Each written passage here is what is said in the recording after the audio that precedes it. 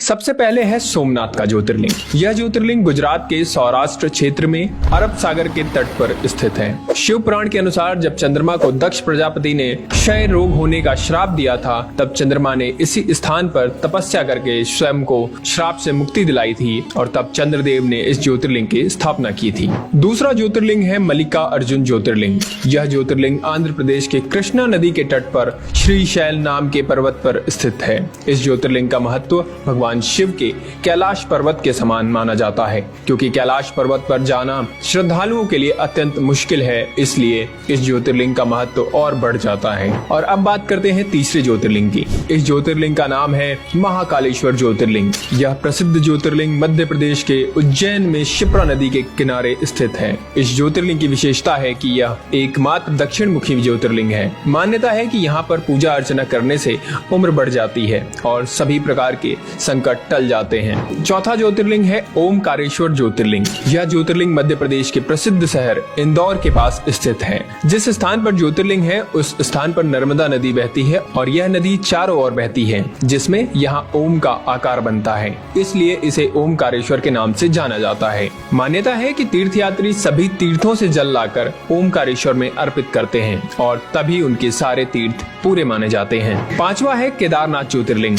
भगवान शिव का यह प्रसिद्ध ज्योतिर्लिंग उत्तराखंड में स्थित है। यह मंदिर समुद्र तल से 3200 किलोमीटर ऊंचाई पर स्थित है। यहाँ सर्दियों में भारी बर्फबारी होती है, इसलिए सर्दियों के 6 महीने यहाँ जाना मुश्किल है, अर्थात यहाँ दर्शन के लिए सिर्फ गर्मी में ही जाया जा सकता है। मान्यता है कि इस मंदिर का निर्माण पांडवों के पौत्र महाराजा जन्मेजय ने करवाया था। अब बात करते हैं छठे ज्योतिर्लिंग की, जिसका नाम है भीमाशंकर ज्योतिर्लिंग। यह ज्योतिर्लिंग महाराष्ट्र के पुणे जिले में पश्चिमी घाट या सह्याद्री नामक पर्वत पर स्थित है। यहाँ स्थित शिवलिंग काफी मोटा है और इसलिए इसे मोटेश्वर महादेव भी कहा जाता है। सातवां है विश्वनाथ ज्योतिर्लिंग। यह ज्योतिर्लिंग उत्तर प्रदेश के काशी में गंगा नदी के किनारे स्थित है। यहाँ की मान्यता है कि काशी नगर को स्वयं भगवान शिव ने बसाया था और कैलाश पर्वत के बाद उनका दूसरा स्थायी निवास यही था। कहा यह भी जाता है कि काशी भगवान शिव के त्रिशूल पर टिका हुआ है और माना जाता है कि जिस जगह ज्योतिर्लिंग स्थित है वो जगह कभी भी लुप्त नहीं होती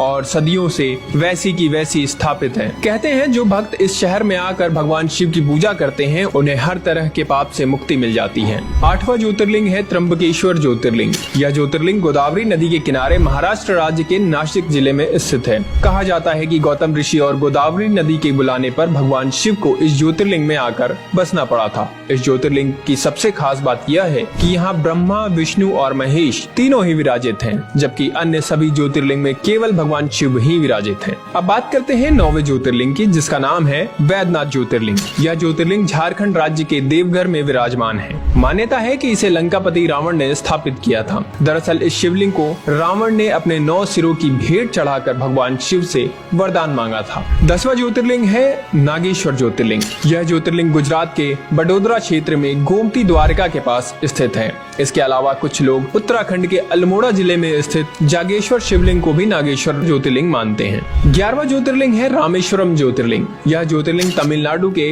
रामनाथन जिले में मन्नार की खाड़ी के पास स्थित है। यह भारत के दक्षिणी भाग में सबसे अधिक देखे जाने वाले मंदिरों में से एक है। मान्यता है कि यहाँ भगवान राम ने वानरों के साथ मिलकर लंका पर चढ़ाई के लिए राम सेतु बनाया था और यही उन्होंने रामेश्वरम ज्योतिर्लिंग की स्थापना की थी। इस दिव्य तीर्थ को भारत के 4 धामों में से एक भी माना जाता है। और अब 12वां यानी कि अंतिम ज्योतिर्लिंग, जिसका नाम है कृष्णेश्वर ज्योतिर्लिंग। यह ज्योतिर्लिंग महाराष्ट्र के दौलताबाद से लगभग 18 किलोमीटर दूर बहरौल गाँव में स्थित है। इस मंदिर का निर्माण देवी अहिल्या होलकर ने करवाया था। धुष्मेश्वर महादेव के दर्शन से सभी पाप दूर हो जाते हैं और जीवन में सुखी सुख आ जाता है। तो दोस्तों ये थे भगवान शिव के 12 ज्योतिर्लिंग, जो सिर्फ भगवान शिव के स्थान ही नहीं बल्कि हमारी संस्कृति और भारतीय धरोहर का भी एक अंग माने जाते हैं। इसलिए अगर आपको वीडियो अच्छी लगी हो तो हमारे चैनल को सब्सक्राइब करें।